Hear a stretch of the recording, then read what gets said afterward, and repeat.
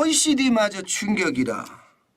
제가 왜 이렇게 제목을 달았나 하면요.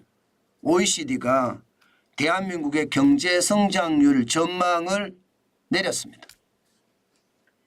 작년 11월에 2.3% 성장한다고 올렸거든요.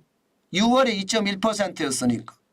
애초에 2023년 3월에는 2.3% 성장한다고 했습니다. 그러던 것이 말입니다. 2024년 2월에는요.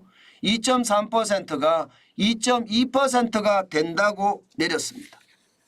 야, 이게 저는 진짜 놀라울 따름이라고 생각합니다. 왜 제가 놀랍다고 생각을 하고 왜 제가 충격이라고 제목을 달았느냐. 2.2%를 우리는 내렸다는 사실이에요. 그런데 말입니다. 세계 경제는 올려잡았습니다. 세계 경제는. 지금 세계 경제는 말입니다. OECD가 2024년 2월 기준으로 2.7%를 2.9%로 올려잡았습니다. 세계 경제 잘 나간다는 거죠. 세계 경제. 뭐 국제통화기금도 2.9%긴 하지만요. 지금 최근에 국제통화기금하고 경제협력개발기구 OECD가 지금 세계 경제를 다 올려잡았죠. 게다가 미국 경제도 올려잡았습니다. 미국 경제도. 미국 경제도 말입니다. 지금 경제협력개발기구는 2.1%까지 IMF하고 동률로 잡았습니다. 그런데 유독 말입니다. 대한민국의 경제 성장률은 낮춰 잡았다는 이야기. 저는 이게 충격이라고 보는 겁니다. 대한민국은 수출 중심 국가예요. 세계 경제가 좋아지면 우리 경제도 당연히 좋아지는 그런 모양새입니다.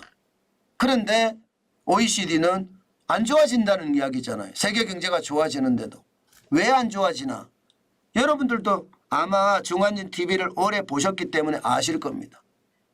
수출은 좋아진다예요. 그러나 내수가 뒷받침하지 못한답니다. OECD 입장에서도요. 이게 빚이 많아서 이자 갚느라 정신없고요. 물가가 많이 올라서 돈 쓰고 싶어도 안 쓴다는 거예요. 저는 최악의 상황이 왔다고 보는 겁니다. 제가 이자 앞에 장사 없다는 이야기 말씀을 드렸죠. 게다가 문재인 정부의 경제 실패가 이제 한꺼번에 다가올 거라고도 말씀을 드렸습니다. 무슨 얘기냐고요? 문재인 정부 들어서자마자 소득 주도 성장 정책이라는 이상한 듣도 보도 못하는 정책을 폈잖아요. 그러면서 물가가 엄청나게 올라갔습니다. 최저임금이 말입니다. 5년 동안에 41.6%가 올라갔으니 물가가 엄청 올라갔죠. 여기다가 코로나19가 터지면서 세계 공급망에 어떤 충격이 와서 또 물가가 올라갔습니다. 그러니까 이중 물가가 올라간 이중 물가. 다른 나라에 비해서는 이중 물가가 올라간 거죠. 그러니 시장의 충격파는 어마무시할 수밖에 없지요. 저는 그것이 한꺼번에 닥쳐왔다고 생각합니다. 이자 앞에 장사 없다는 이야기하고요. 물가의 이중 충격이 결국은 대한민국 성장을 옥죄고 있다 이런 뜻입니다. 저성장의 상황이 앞으로도 계속 간다는 뜻이다 이 말이에요. 저는 이것이 말입니다. OECD가 전망을 했다는 것이 저는 더 뼈아프다고 생각을 합니다. 그만큼 말입니다. 세계 경제 기관이 대한민국 경제에 대해서 나쁘게 본다는 뜻이거든요. 실제로 전체적으로 보면 OECD가 2.2% 잡은 것은요. 최근에 국제통화기금은 올려잡았거든요. 2.3%로. 그런데 말입니다. OECD는 내려잡았다는 게 아마 우리 경제에 대한 어떤 불신의 벽이 좀 크지 않은가 그런 생각이 저는 있습니다.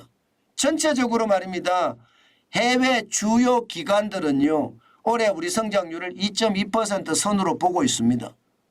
그만큼 말입니다. 2.2%는 갈 수 있겠다 이렇게 보고 있는 거고요.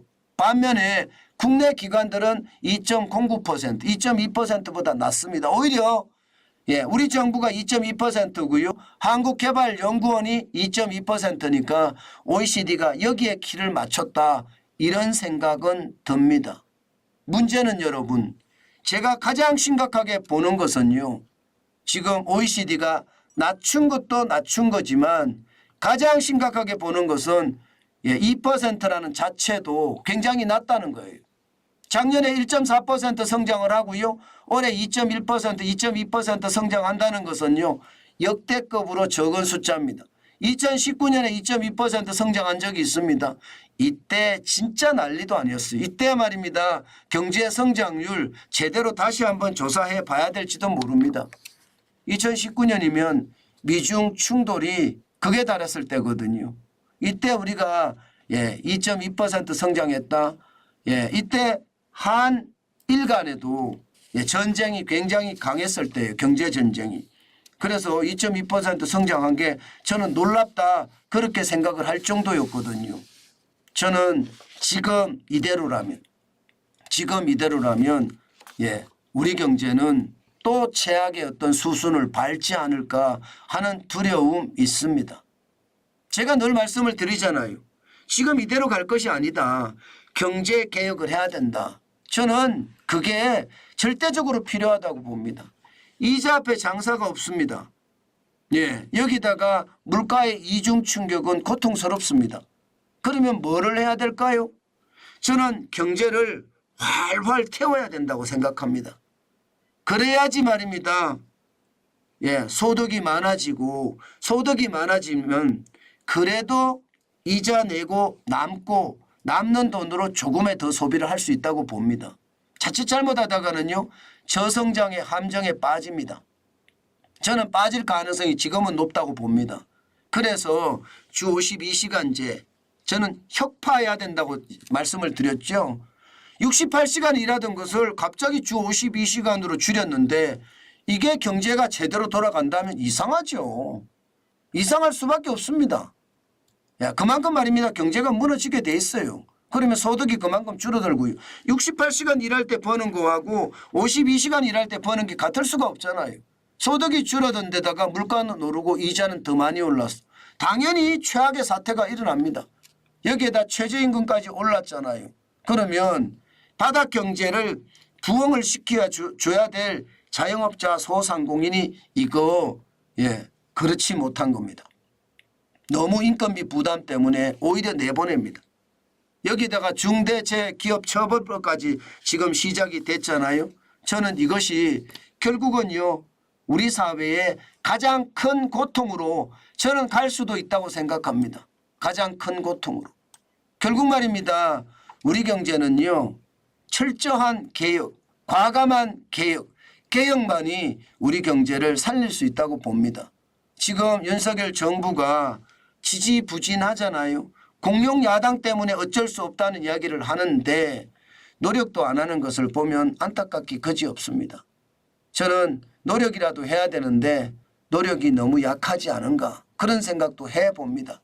어쨌든 총선이 끝나고 윤석열 정부의 경제정책이 어떻게 돌아가는지 더 우리가 두고 봐야 되지만 잘 돌아가기를 빌어볼 수밖에 없습니다. 그래야지 대한민국이 좀 더 나아지지 않을까요? 저는 그렇게 생각합니다.